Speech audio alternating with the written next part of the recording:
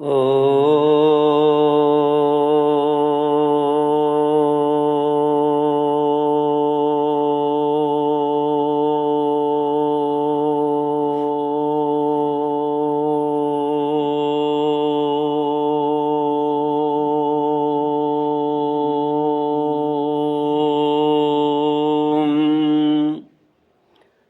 श्री गुरुचरण कमलेभ्यो नमः। श्री गणेशाय नमः। श्री सरस्वत्यै नमः। श्री विष्णवे नमः। श्री कृष्ण गोविंद हरे मुरारे, हे नाथ नारायण वासुदेव। श्री कृष्ण गोविंद हरे मुरारे, हे नाथ नारायण वासुदेव। ओम नमो भगवते वासुदेवाय। ओम नमो भगवते वासुदेवाय। कृष्णाय वासुदेवाय हरये परमात्मने प्रणतक्लेशनाशाय गोविन्दाय नमो नमः। सच्चिदानन्दरूपाय विश्वोत्पत्त्यादिहेतुवे तापत्रयविनाशाय श्रीकृष्णाय वयं नमः। सच्चित आनंद स्वरूप परमात्मा जो सृष्टि की उत्पत्ति, पालन और श्रृंगार करता है तथा जीवों के आध्यात्मिक, आदि दैविक, आदि भौतिक तापों को नष्ट करने वाले हैं, अर्थात जीवों के मानसिक, शारीरिक और भौतिक दुखों को दूर करने वाले हैं, उन श्री कृष्ण भगवान को हम नमस्कार करते हैं। श्री कृष्ण गोविंद हरे मुरारे, हे नाथ नारायण वासुदेव। श्री हरि गरुड़ पुराण सारोद्धार 14वां अध्याय। गरुड़ उवाच यमलोका कियन्मात्र कीदृश केन निर्मितः सभा च कीदृशी तस्यां धर्म आस्ते च कैः सह ये धर्म मार्गैर्गच्छन्ति धार्मिका धर्म मंदिरम् तान् धर्मानपि मार्गांश्च ममाख्याहि दयानिधे। श्री भगवानुवाच शृणुतार्क्ष्य प्रवक्ष्यामि यदगम्यं नारदादिभिः तद्धर्म नगरं दिव्यं महापुण्यैरवाप्यते। याम्यनैर्ऋतयोर्मध्ये पुरं वैवस्वतस्य यत् सर्वं वज्रमयं दिव्यमभेद्यं तत्सुरासुरैः। गरुड़ पुराण सारोद्धार 14वां अध्याय। यमलोक एवं यम सभा का वर्णन, चित्रगुप्त आदि के भवनों का परिचय। गरुड़ जी ने कहा, हे दयानिधे, यमलोक कितना बड़ा है, कैसा है, किसके द्वारा बनाया हुआ है, वहाँ की सभा कैसी है और उस सभा में धर्मराज किनके साथ बैठते हैं। हे दयानिधे, जिन धर्मों का आचरण करने के कारण धार्मिक पुरुष जिन मार्गों से धर्मराज के भवन में जाते हैं, उन धर्मों तथा मार्गों के विषय में भी आप मुझे बतलाइए। श्री भगवान ने कहा, हे गरुड़, धर्मराज का जो नगर नारदादि मुनियों के लिए भी अगम्य है, उसके विषय में बतलाता हूँ, सुनो। उस दिव्य धर्म नगर को महापुण्य से ही प्राप्त किया जा सकता है। दक्षिण दिशा और नैऋत्य कोण के मध्य में वैवस्वत यम का जो नगर है वह संपूर्ण नगर वज्र का बना हुआ है, दिव्य है और असुरों तथा देवताओं से अभेद्य है। वह पुर चौकोर 4 द्वारों वाला, ऊंची चहार दीवारी से घिरा हुआ और 1000 योजन प्रमाण वाला कहा गया है। उस पुर में चित्रगुप्त का सुंदर मंदिर है जो 25 योजन लंबाई और चौड़ाई में फैला हुआ है। उसकी ऊंचाई 10 योजन है और वह लोहे की अत्यंत दिव्य चहार दीवारी से घिरा है। वहाँ आवागमन के लिए सैकड़ों गलियां हैं और वह पताकाओं एवं ध्वजों से विभूषित है। वह विमान समूह से घिरा हुआ है और गायन वादन से निनादित है। चित्र बनाने में निपुण चित्रकारों के द्वारा चित्रित है तथा देवताओं के शिल्पियों ने उसका निर्माण किया है। वह उद्यानों और उपवनों से रमणीय है।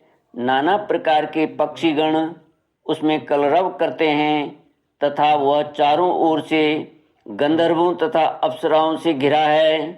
उस सभा में अपने परम अद्भुत आसन पर स्थित चित्रगुप्त मनुष्यों की आयु की यथावत गणना करते हैं। वे मनुष्यों के पाप और पुण्य का लेखा जोखा अभिलेख करने में त्रुटि नहीं करते। जिसने जो शुभ अथवा अशुभ कर्म किया है, चित्रगुप्त की आज्ञा से उसे उन सब का भोग करना पड़ता है। चित्रगुप्त के घर के पूरब की ओर ज्वर का एक विशाल घर है, एक बड़ा विशाल घर है और उनके घर के दक्षिण शूल, लूता और विस्फोट के घर हैं तथा पश्चिम में कालपाश, अजीर्ण तथा अरुचि के घर हैं। चित्रगुप्त के घर के उत्तर की ओर राजयोग और पांडुरोग का घर है। ईशान कोण में शिरपीड़ा का और अग्निकोण में मूर्छा का घर है। नैऋत्य कोण में अतिसार का, वायव्य कोण में शीत और दाह का स्थान है। इस प्रकार और भी अन्यान्य व्याधियों से चित्रगुप्त का भवन घिरा हुआ है।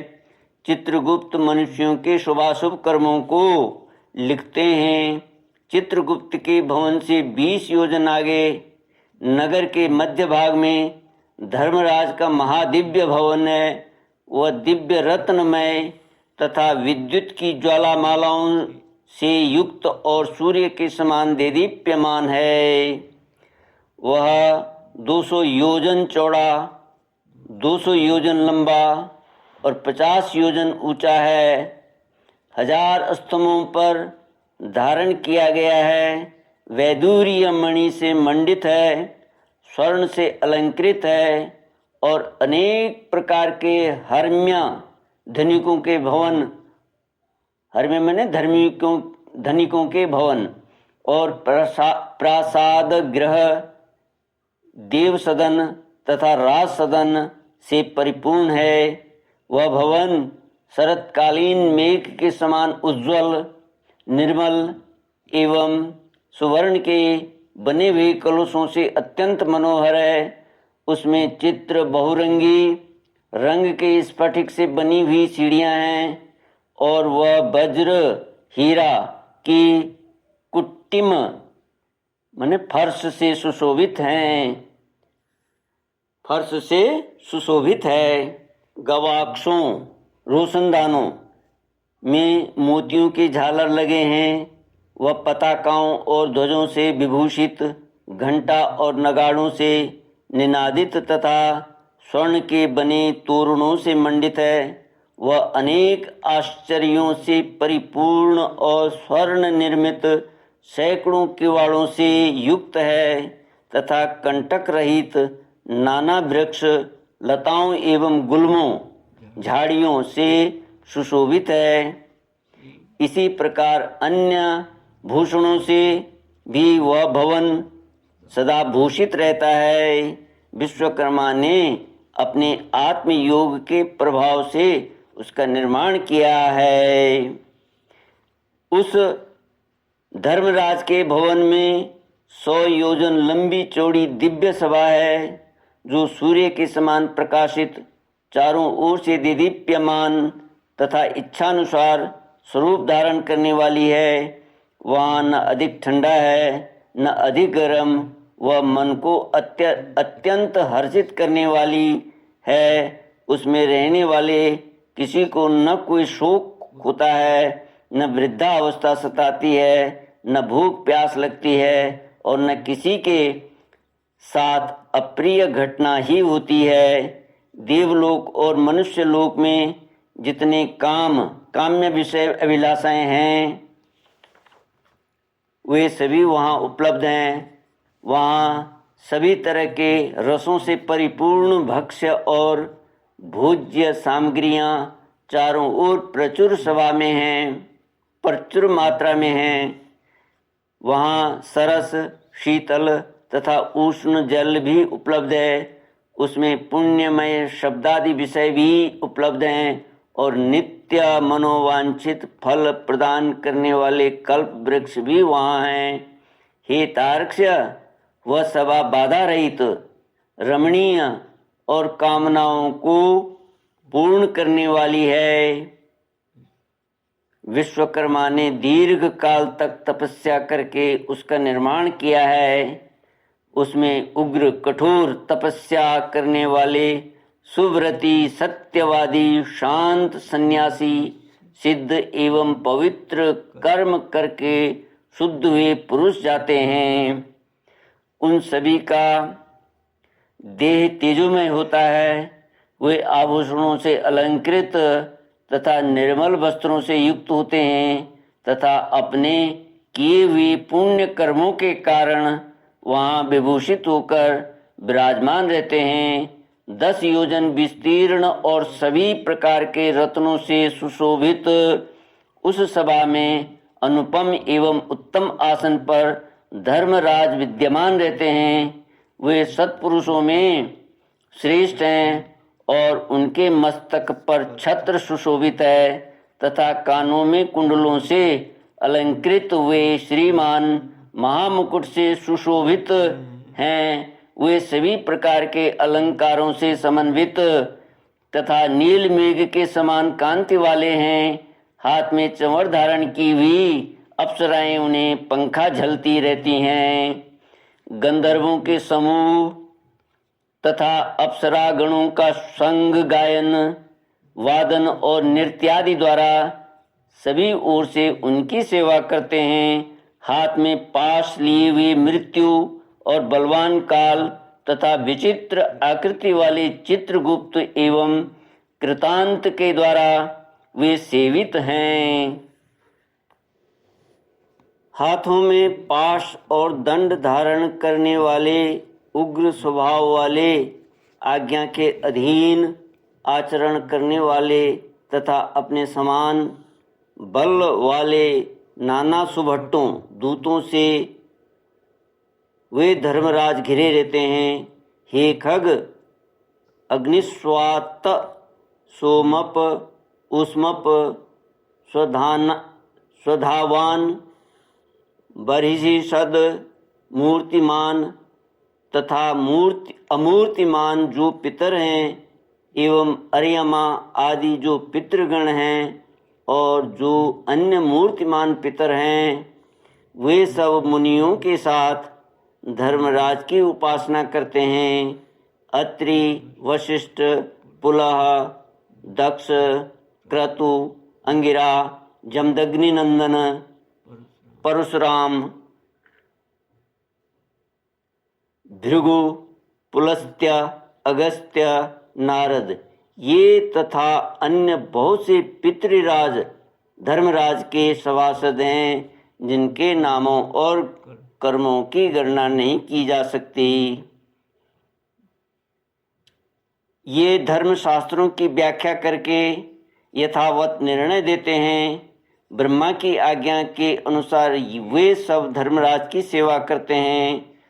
उस सभा में सूर्य वंश के और चंद्र वंश के अन्य बहुत से धर्मात्मा राजा धर्मराज की सेवा करते हैं। श्री कृष्ण गोविंद हरे मुरारी, हे नाथ नारायण वासुदेव।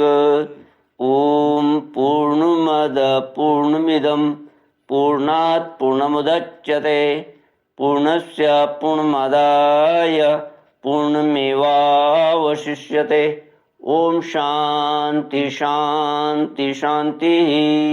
हरि ओम श्री गुरुभ्यो नमः। हरि ओम।